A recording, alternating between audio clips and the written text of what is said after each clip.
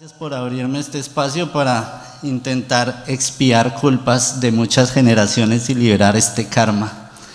Quiero hablarles desde psiquiatría, cómo hacer este abordaje del manejo de obesidad. Esta es mi declaración de conflicto de intereses y pues esta presentación es patrocinada por Novo Nordisk.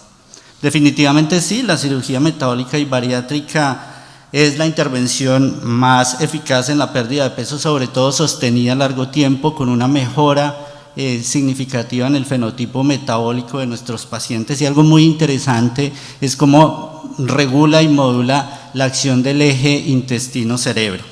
Pero no es el tratamiento de la obesidad, ¿sí? El tratamiento es parte de ese tratamiento donde debemos estar incluidos, según el consenso del NIH del 91, un equipo multidisciplinario que trabaje y que integre ese abordaje, y de esa manera vamos a tener un resultado más exitoso y una tasa de complicaciones mucho más baja. Y eso es lo que hemos entendido desde el Hospital Universitario San Rafael de Tunja, y es que el trabajo en equipo, un equipo sensible, un equipo que entienda la obesidad, que entienda a los pacientes, centrado en ellos, ¿sí?, que evalúe el riesgo, que optimice la intervención. Este grupo de nosotros, liderado por el doctor Alexis Manrique, nuestro cirujano bariátrico, ha intentado integrarse a través de un sistema o de un grupo complejo que integra muchas especialidades, y poco a poco hemos involucrado a los demás especialistas,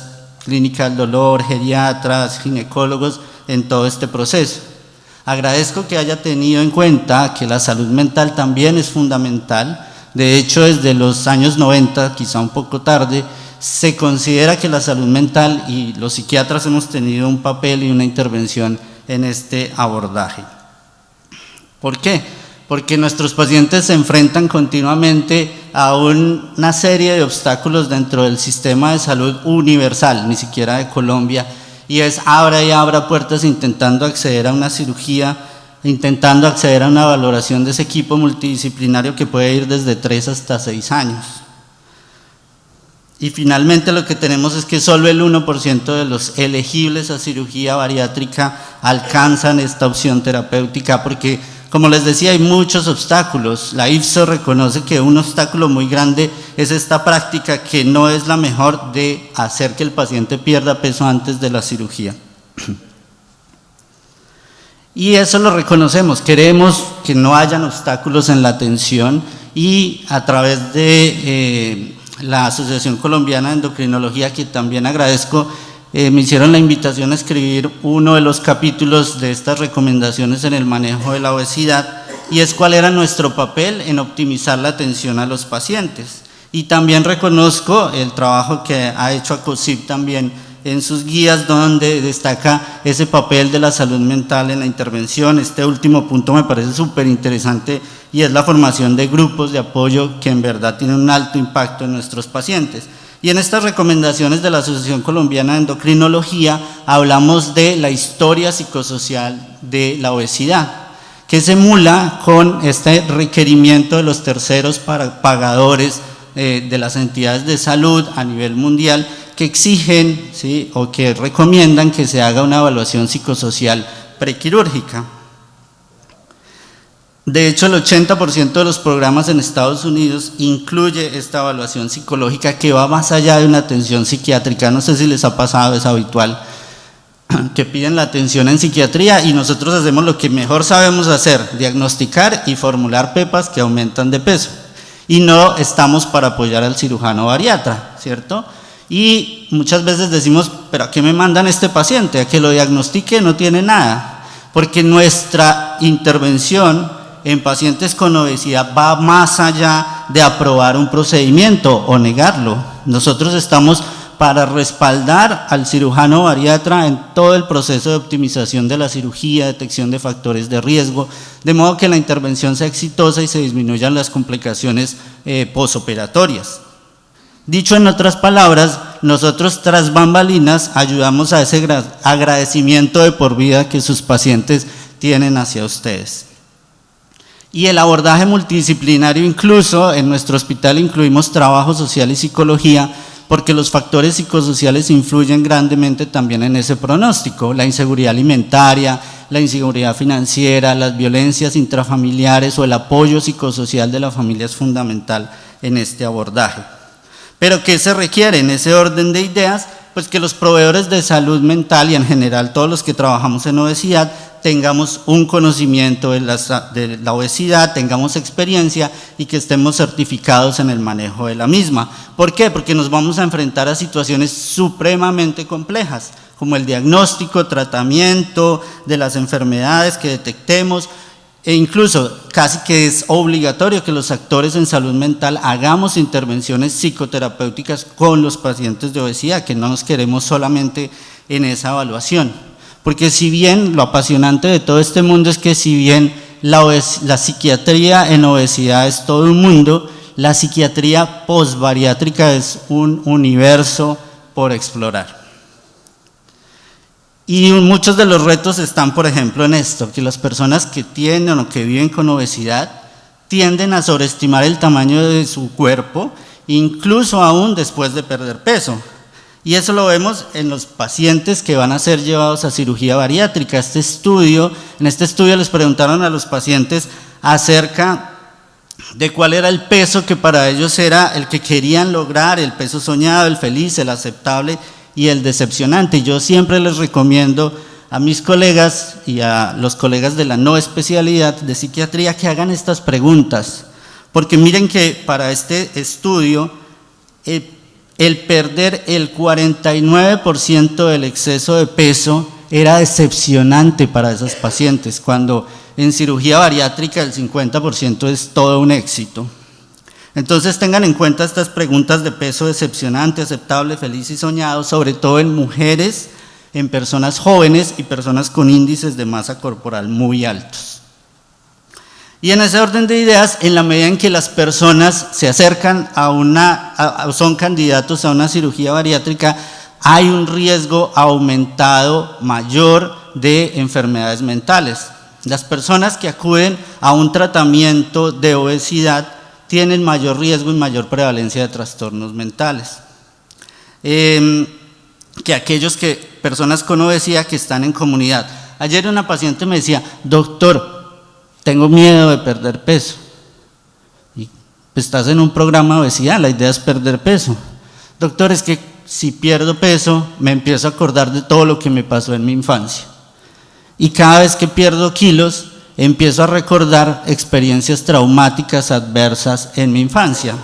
Y ahí aparecen toda esta serie de condiciones de vida de nuestros pacientes, como el estrés postraumático, que se activa y se puede activar, por ejemplo, en una cirugía bariátrica que no fue explorada adecuadamente el paciente, donde la pérdida de peso es irreversible. Entonces tengan en cuenta estas condiciones patológicas. Quisiera mencionar, por ejemplo, que hasta el 72% de las personas que van a ser llevadas a cirugía bariátrica pueden tener un diagnóstico psiquiátrico a lo largo de su vida, 55% un diagnóstico activo, y que de estos pacientes podemos diferir entre el 10 y el 20%, no vamos a diferir todos, pero a veces diferirlos sí marca la diferencia entre el éxito o el fracaso de una intervención. Hasta el 50% si somos flexibles en el diagnóstico de los trastornos de conducta alimentaria o los atracones pueden tener nuestros pacientes. La ansiedad sigue siendo como un factor pronóstico de la reganancia de peso, y el consumo de sustancias psicoactivas a lo largo de la vida, que está en el 10%, o el consumo activo del 2%, también son un factor pronóstico de la intervención. Y miren ustedes también algo muy llamativo, y es que las personas que iban a ser llevadas a cirugía, la mitad de las personas tenían alteraciones en las pruebas neuropsicológicas respecto a su funcionamiento cognitivo.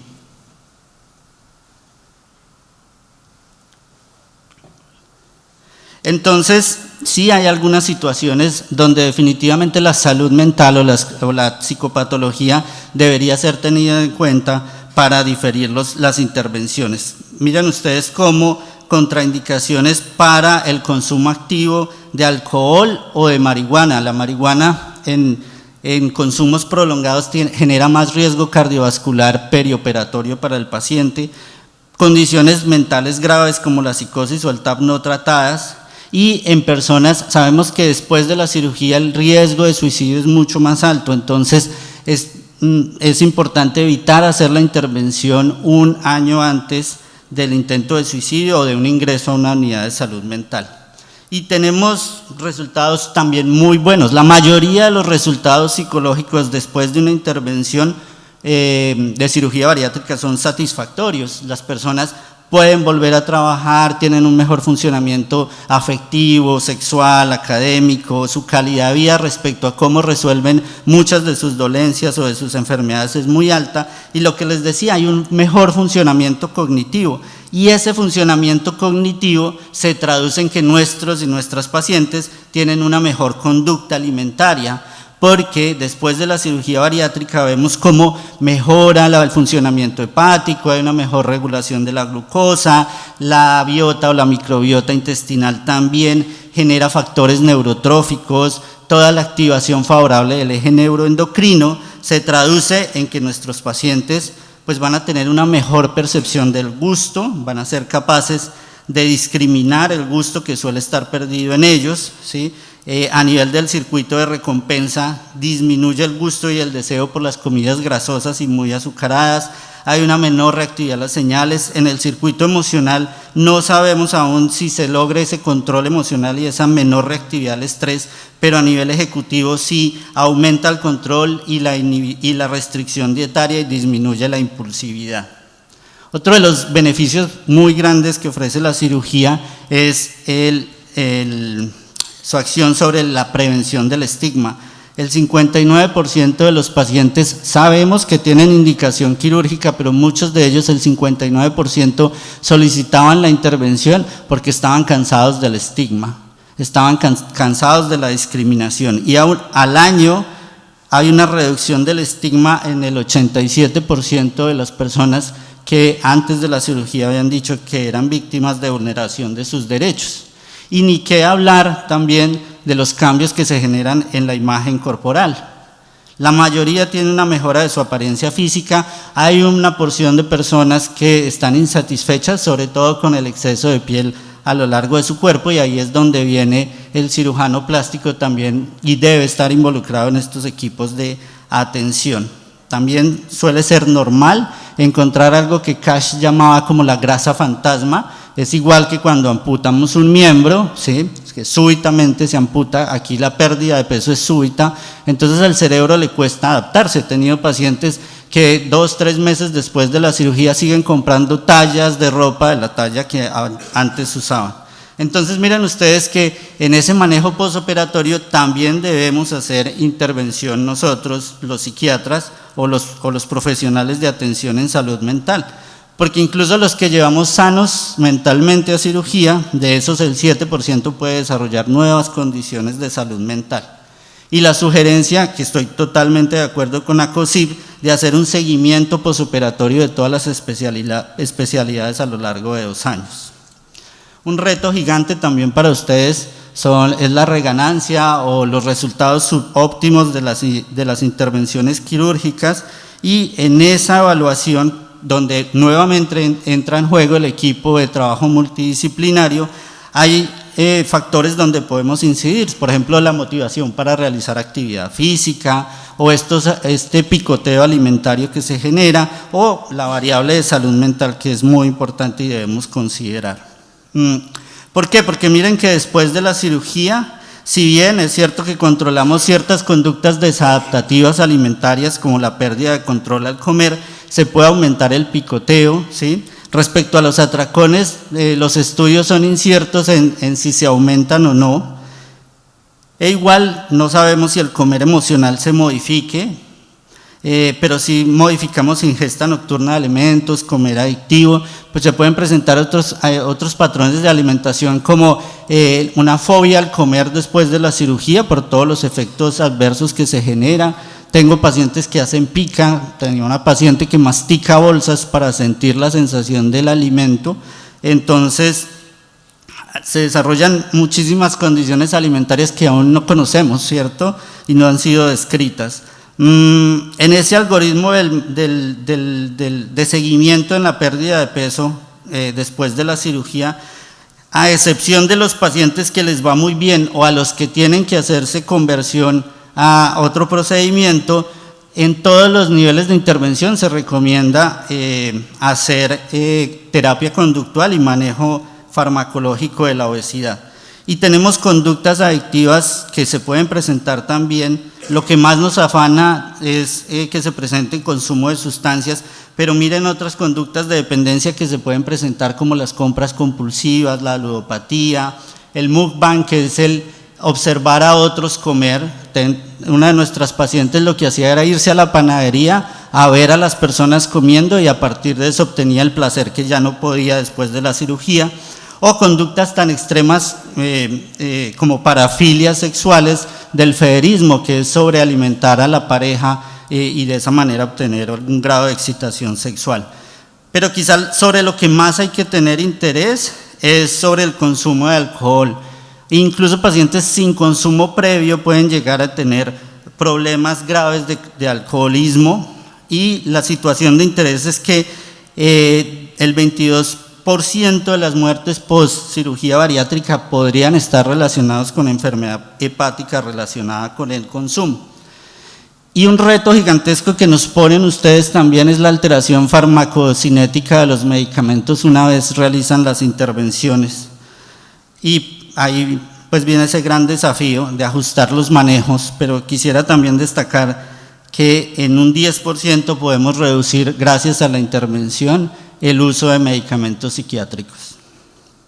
Finalmente, a manera de conclusión, quiero destacar algunas recomendaciones de la IFSO, que nos dice que los problemas de salud mental hay que reconocerlos de forma temprana, que si bien no todos los pacientes requieren una evaluación psiquiátrica, sí la evaluación psicosocial es favorable, ayuda en el pronóstico y el éxito de la intervención, que aquellos pacientes que tengan una sospecha diagnóstico, que ya tengan un diagnóstico psiquiátrico, deben ser manejados en conjunto por el equipo, y que estas enfermedades ya no son consideradas una contraindicación para la cirugía, y tener en cuenta que en la reganancia de peso, dentro de las 5 categorías que pueden generar reganancia de peso, están los factores mentales. Entonces, en esas recomendaciones de la Sociedad Americana sobre Optimización Psicosocial, nos dice que las intervenciones de terapia conductual y la valoración psicosocial nos va a permitir bien hacer el manejo y el tratamiento de las enfermedades mentales y trastornos de conducta alimentaria, pero nos va a disminuir el riesgo posoperatorio. También ayudamos discretamente, no tanto con el 20 ni el 10, 1 o 2% en esa pérdida de peso, y que no está mal que en algún momento retrasemos temporalmente la intervención, porque les vamos a dar garantía de éxito. Y a nivel psicosocial posquirúrgico, que esas mismas intervenciones pueden mejorar la pérdida de peso en el posoperatorio a mediano plazo, incluso con solo 4 sesiones de intervención conductual. Hay mayor probabilidad de completar el tratamiento, que es otra de las dificultades de adherencia posquirúrgica después de 2 años de intervención, y podemos ayudar en favorecer el pronóstico. Y quiero darles las gracias por su atención, espero haber sido claro en este tiempo, y cualquier duda estoy para servirles. Doctor